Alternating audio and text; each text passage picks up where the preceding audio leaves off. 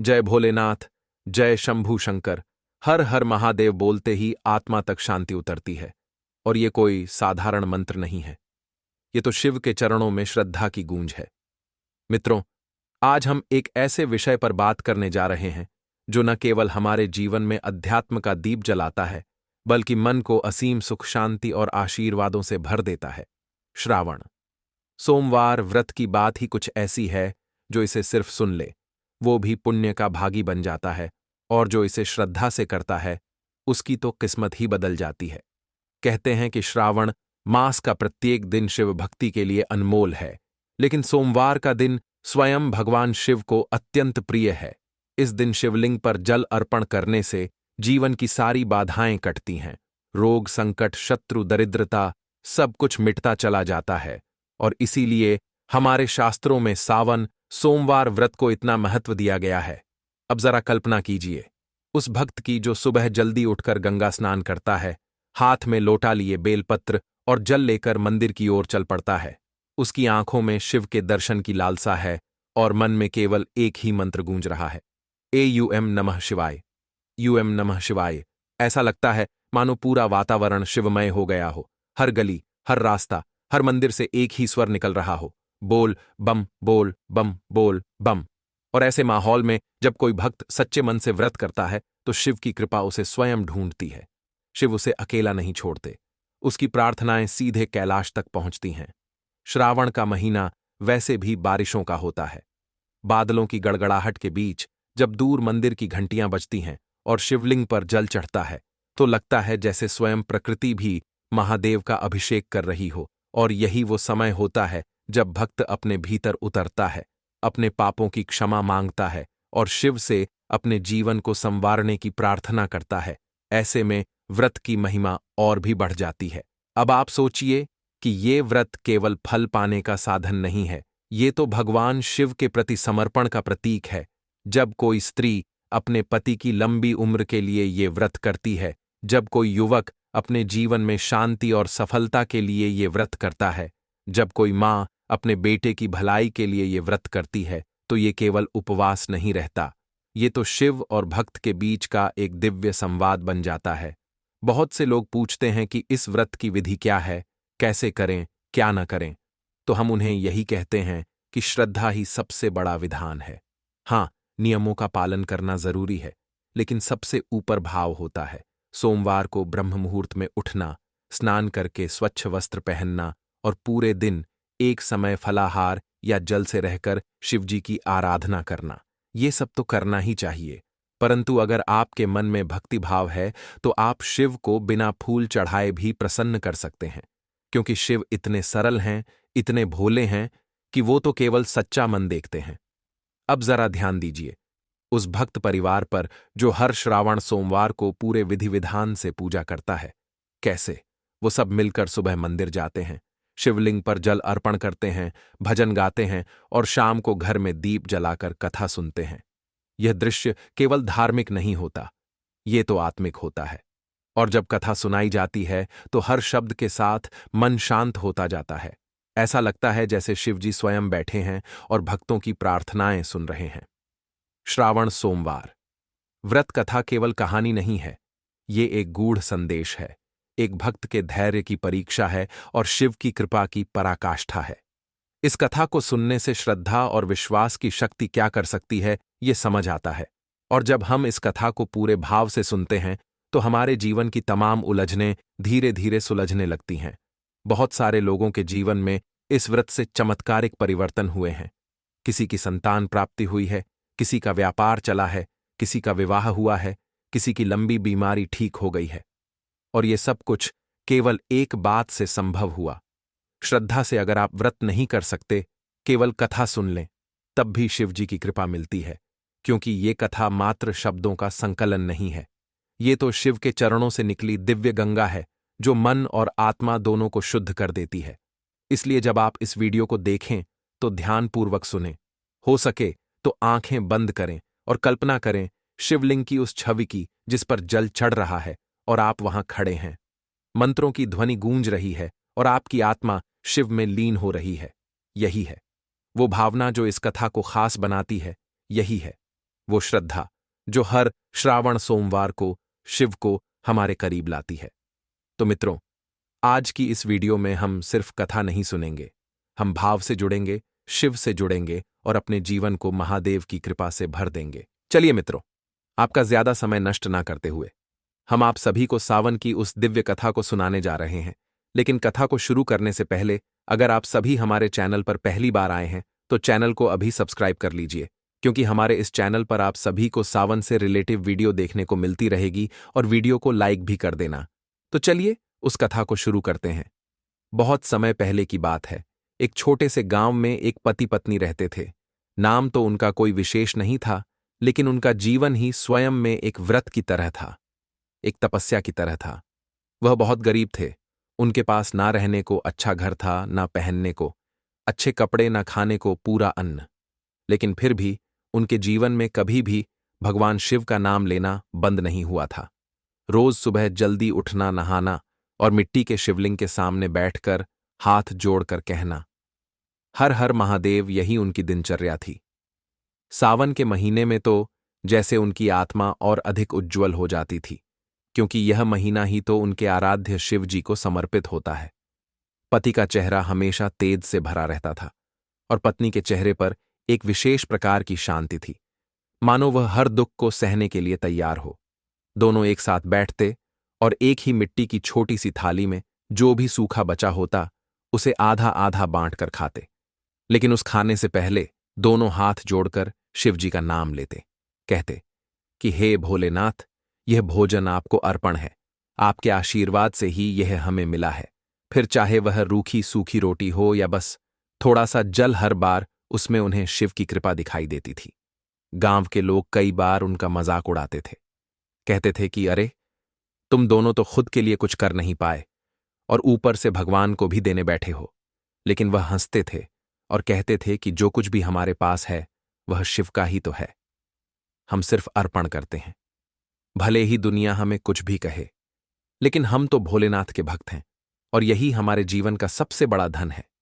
एक दिन ऐसा आया जब सावन का पहला सोमवार था, लेकिन उस दिन उनके पास कुछ भी नहीं था, न आटा, न दाल, न सब्जी, न ही जल चढ़ाने के लिए गंगा जल। उनकी झोपड़ी में चूल्हा भी नहीं जला था। पत्नी की आंखों में थोड़ी चिंता दिखी, पर उसने पति से कुछ नहीं कहा, बस आंखें बंद करके शिव जी का ध्यान करने लगी और वही पुराना मिट्टी का शिवलिंग सामने रखा हुआ था। पतिदेव ने आंखें खोलीं और देखा कि उनकी पत्नी व्रत का संकल्प ले चुकी है। उन्होंने भी मन ही मन प्रण लिया कि चाहे कुछ भी हो जाए, इस बार भी सावन सोमवार का व्रत पूर्ण श्रद्धा से करेंगे। वे सुबह से भूखे थे, लेकिन दोनों ने शिवलिंग के सामने दीपक जलाया, मिट्टी के बर्तन में थोड़ा सा जल रखा और पास के कुएं से भरकर लाए और वही जल अर्पण किया। बेलपत्र पास के पेड़ से तोड़कर लाए और चढ़ाया। ना धूप थी ना घी पर। दीपक जलाया और मंत्र बोले। भले ही उनके पास कोई किताब नहीं थी, लेकिन उनका मन एकदम पवित्र था। व्रत में उन्होंने पूरे दिन कुछ नहीं खाया, एक बार भी नहीं पूछा कि कुछ मिलेगा भी या नहीं। बस पूरे दिन पूजा करते रहे, कभी मंत्र जपते तो कभी आंखें बंद करके ध्यान करते। दोपहर बीती, शाम आई, पर कुछ भी खाने को नहीं था। पड़ोस की स्त्रियों ने मजाक में कहा कि व्रत तो कर रहे हो, लेकिन क्या फल मिलेगा जब कुछ है ही नहीं, घर में तो भगवान क्या दे पाएंगे। लेकिन ब्राह्मण ने मुस्कुराकर कहा, जब श्रद्धा सच्ची होती है तो भगवान कुछ नहीं, सब कुछ बन जाते हैं। और यही हमारी आस्था है कि जो आज नहीं है वो कल होगा, और अगर न भी हो तो शिव का नाम लेने में कौन सा घाटा है। रात हो गई, थककर पत्नी वहीं शिवलिंग के सामने सो गई। भूख से थोड़ा कमजोर हो गई थी, लेकिन चेहरे पर कोई शिकन नहीं थी। पति ने आंगन में बैठे बैठे आकाश की ओर देखा। सावन की रात थी, बादल गहराए हुए थे और बीच बीच में बिजली की हल्की चमक हो रही थी। ठंडी हवा चल रही थी। उधर कैलाश पर्वत पर माता पार्वती भगवान शिव के साथ विराजमान थीं। चारों ओर हिम की शांति थी, मंद हवा बह रही थी और नंदी वहीं पास में बैठा था। तभी माता पार्वती की दृष्टि धरती पर पड़ी। उन्होंने देखा कि एक गांव में एक गरीब दंपत्ति शिव की पूजा कर रहा है। उनके पास कुछ नहीं है, फिर भी वे दोनों व्रत कर रहे हैं, भूखे हैं, फिर भी बेलपत्र चढ़ा रहे हैं। उनके हाथों में न तो कोई रत्न है, न कोई सुंदर थाली, न ही कोई सुगंधि है, लेकिन उनकी आंखों में श्रद्धा है, उनके स्वर में सच्चाई है। ये देखकर माता पार्वती का मन भर आया। वे शिव की ओर मुड़ीं और बोलीं, स्वामी, क्या आप देख रहे हैं उस गांव को, उस दंपत्ति को जो आपके लिए सब कुछ छोड़ चुका है? उनके पास कुछ भी नहीं है, फिर भी उन्होंने सोमवार व्रत नहीं छोड़ा। क्या आप उन्हें देख नहीं रहे? शिव मुस्कुराए और बोले, देवी, मैं सब देख रहा हूं। मेरा कोई भी भक्त मुझसे छिपा नहीं है। वह जो एक बूंद जल से भी श्रद्धापूर्वक पूजा करता है, वह भी मुझे प्रिय होता है, और जो सच्चे मन से मेरा नाम लेता है, मैं उससे कभी दूर नहीं होता। माता पार्वती ने कहा, लेकिन प्रभु, वे इतने कष्ट में हैं, क्या आपकी कृपा उन पर नहीं होनी चाहिए? क्या आप उनकी परीक्षा ले रहे हैं? शिव बोले, नहीं देवी, मैं उनकी परीक्षा नहीं ले रहा। मैं तो उन्हें देख रहा हूं, उन्हें निहार रहा हूं, क्योंकि जो भूख में भी व्रत करता है वह भक्त नहीं, वो मेरा आत्मस्वरूप होता है। पार्वती जी की आंखों में करुणा आ गई। उन्होंने कहा, स्वामी, मुझे उनसे मिलने की इच्छा हो रही है। क्या हम उनके पास चल सकते हैं? शिव जी ने कहा, देवी, अगर आपकी इच्छा हो तो चलिए, लेकिन जैसे ही हम जाएंगे वे पहचान जाएंगे कि हम कौन हैं। पार्वती बोलीं, तो हम वेश बदल कर जाएंगे। तभी महादेव ने एक बूढ़े साधु का रूप लिया और माता पार्वती ने एक वृद्धा का वेश धारण किया। दोनों धीरे धीरे धरती की ओर उतरे और उसी गांव की ओर चल पड़े जहां वह दंपत्ति रहते थे। झोपड़ी के बाहर जैसे ही वे पहुंचे तो देखा, ब्राह्मण अपनी पत्नी के साथ बैठे हुए बेलपत्र सजा रहे हैं। सामने शिवलिंग रखा है, मिट्टी की दीपक जल रहा है और मंत्र धीरे धीरे गूंज रहे हैं। कोई बाहरी देखता तो यही समझता कि यह कोई साधारण पूजा है, लेकिन जो अंतर्यामी हैं उन्हें पता था कि यही तो सच्ची भक्ति है। साधु के रूप में भगवान शिव ने आवाज लगाई, बेटा, कुछ भोजन मिलेगा? ब्राह्मण ने तुरंत आंखें खोलीं और कहा, हे महात्मा, हमारे घर में कुछ विशेष नहीं है, लेकिन जो थोड़ा सा फल है वो हम आपके चरणों में रखते हैं, कृपया उसे स्वीकार करें। वृद्धा के वेश में माता पार्वती ने कहा, बेटी, तुमने कुछ खाया भी है या नहीं? ब्राह्मणी मुस्कुराई और बोली, माता, हम पहले भगवान को अर्पण करते हैं, फिर प्रसाद के रूप में जो भी बचता है उसे लेते हैं। साधु ने कहा, क्या तुम हर सोमवार ऐसा ही करते हो? क्या तुम्हें कभी कोई कष्ट नहीं होता? ब्राह्मण ने हाथ जोड़कर कहा, महात्मा, जब शिव का नाम जीवन में हो तो कोई कष्ट नहीं लगता। भूख शरीर को होती है, आत्मा को नहीं, और जब आत्मा संतुष्ट हो तो तन भी तृप्त हो जाता है। साधु और वृद्धा वहां से उठे और थोड़ी दूर जाकर फिर से अपने वास्तविक रूप में आ गए। माता पार्वती की आंखों में अब संतोष था। उन्होंने शिव से कहा, स्वामी, अब मुझे विश्वास है कि आपकी भक्ति ही सबसे बड़ा धन है। आपने जो कहा था वो सत्य है। शिव ने मुस्कुराकर कहा, देवी, अब समय आ गया है कि हम उनके जीवन में थोड़ा उजाला करें। अब उन्हें उनके पुण्य का फल मिले। उसी रात जब वह दंपत्ति शिवलिंग के सामने बैठे थे तो उन्हें सपना आया, जिसमें भगवान शिव प्रकट हुए और बोले, वत्स, तुमने जो भी किया वह मुझे अति प्रिय है। अब समय आ गया है कि तुम्हारे जीवन में भी सुख आए। कल तुम्हारे द्वार पर कुछ विशेष होगा, तुम उसकी अवहेलना मत करना। अगली सुबह सूरज की किरणें जब झोपड़ी पर पड़ीं तो द्वार पर कोई दस्तक हुई। बाहर एक व्यक्ति खड़ा था जो कह रहा था कि गांव के राजा ने तुम्हें अपने दरबार में बुलाया है। पहले तो वह दंपत्ति घबरा गए, लेकिन जब वे पहुंचे तो राजा ने कहा कि मेरे स्वप्न में स्वयं महादेव ने कहा है कि मैं तुम्हें अपने कुलगुरु के रूप में स्वीकार करूं और तुम्हारी सेवा करूं। सभी लोग आश्चर्य में थे। जो दंपत्ति एक दिन रूखी रोटी भी बांटकर खा रहे थे, वे आज सम्मान से महलों में बुलाए गए, लेकिन उनकी विनम्रता वहीं थी। उन्होंने कहा, हम तो सिर्फ भक्त हैं और रहेंगे। हमें कुछ नहीं चाहिए, बस हमें सोमवार का व्रत और पूजा करते रहने दीजिए। राजा ने उन्हें एक छोटा सा मंदिर बनवा कर दिया, जहां वे दोनों सुबह शाम पूजा करते और कथा सुनाते।